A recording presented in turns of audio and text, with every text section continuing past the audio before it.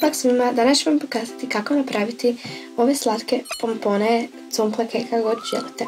Za njih vam je potrebna vilica, vuna u kojoj god boji želite i škare.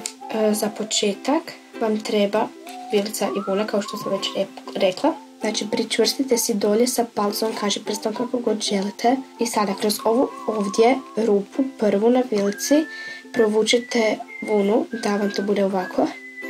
I kroz ovu ovdje rupu. Znači da u sredini bude prazna. I tako namotavate, znači zatim krenete motati. Da sad ne duljim, dokle ne dobijete ovako namotano. Znači tu debljinu negdje. Odrežete.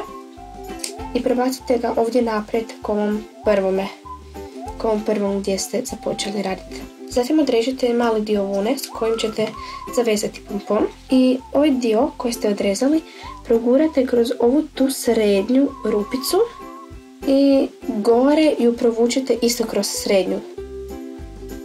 Tako. I zatim ćete zavezati ovakav kao neki čvorić, samo malo.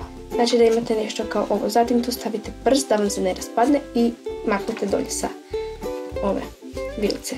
Zatim to jako zategnete i napravite još jednom taj čvor da vam se ne otpusti i da ne propadne complak kao ovo.